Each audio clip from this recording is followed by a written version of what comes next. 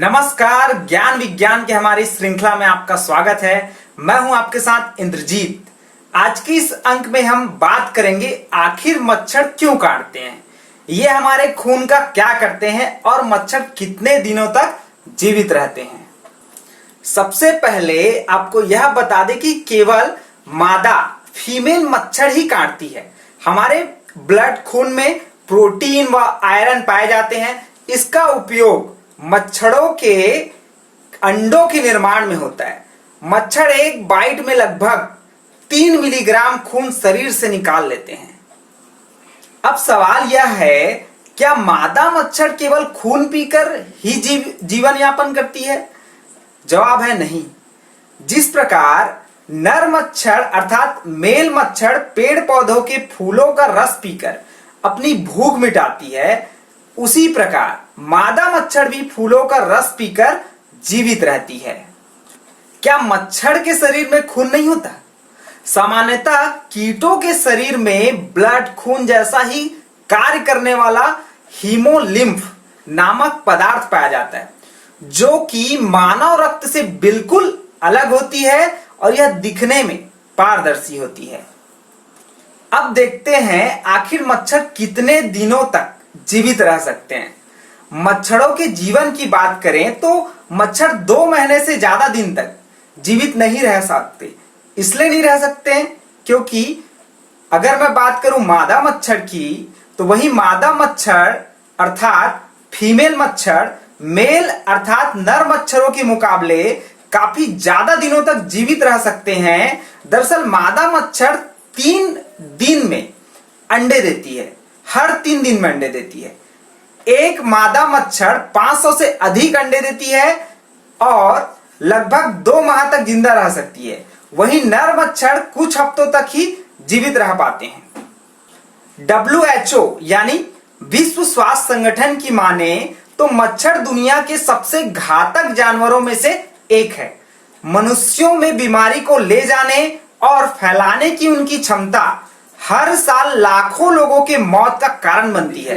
2015 में अकेले मलेरिया से एक वर्ष में 4,38,000 लोगों की मौत हुई थी। चलिए आपको बताते हैं कि कैसे पता चला कि मलेरिया मच्छर के काटने से ही होता है।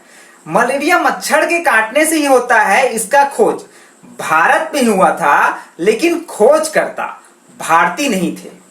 बात उस समय की है जब हमारा प्यारा भारत अंग्रेजों का गुलाम था और मलेरिया के खोजकर्ता रोनाल्ड रॉस लिखते हैं, मेरे पिता भारतीय थल सेना में जनरल थे। मैंने डॉक्टरी की पढ़ाई की थी। उस समय मलेरिया से बहुत जाने जाती थी। यह बीमारी ज्यादा बारिश और दलदल वाले इलाकों में पाई जाती थी। कुछ लोगों का सोचना था कि गंदगी में कुछ जहरीली गैस होती है जिससे यह बीमारी फैलती है। एक डॉक्टर ने मलेरिया के मरीज के खून में माइक्रोस्कोप से बहुत छोटे छोटे बारीक जीवाणु देखे थे, लेकिन यह समझ में नहीं आ रहा था कि ये जीवाणु खून में कैसे पहुंचते होंगे। मेरे विज्ञान के गुरु ने अंदाजा लगाया और कहा, मुझे लगता है कि शायद मलेरिया मच्छर से फैलता है। इसकी जांच करने के लिए मैं दिन रात मच्छरों के पीछे ही पड़ गया। हम एक एक मच्छर के पीछे बोतल लेकर दौड़ते, फिर मलेरिया के मरीजों को मच्छरदानी में बिठाकर उन मच्छरों को दावत देते। एक मच्छर को अपना खून चुसाने के लिए मरीज को एक आना मिलता। मुझे सिकंदराबाद के अस्पताल के वे दिन हमेशा याद रहेंगे। मच्छर के काटने की और उसको खोलने की और उसके पेट के अंदर ताक झांक करने की बात। एक बार मैं भी मलेरिया का शिकार हो गया। माइक्रोस्कोप पर झुककर बारीकियां देखते देखते शाम तक आंखें जैसे कि धुंधला सी जाती थी। गर्दन अलग सा अकड़ जाता था। इतनी गर्मी थी फिर भी पंखा नहीं चल सकता था क्योंकि हवा में मच्छर उड़ जाते।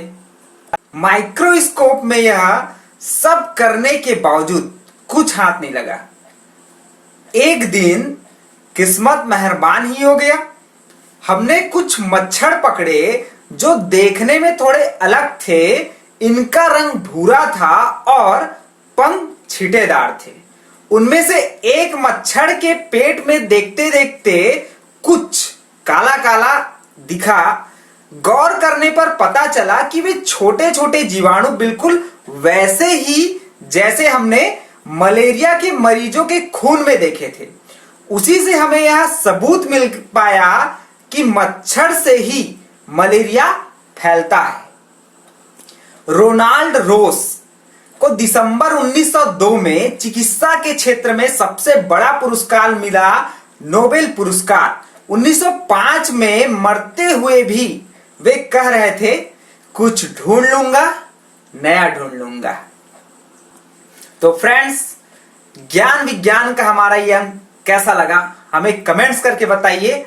और यदि आप हमारे चैनल में पहली बार जुड़े हैं तो जरूर सब्सक्राइब कर लीजिए हमारे चैनल को। और ऐसे ही ज्ञान विज्ञान के विभिन्न वीडियोस के लिए हमारे चैनल में हमेशा बने रहें। यह कैसा लगा ये हमें कमेंट्स करके जरूर बताइएगा। चलिए टाटा बाय बाय फ्रेंड्स।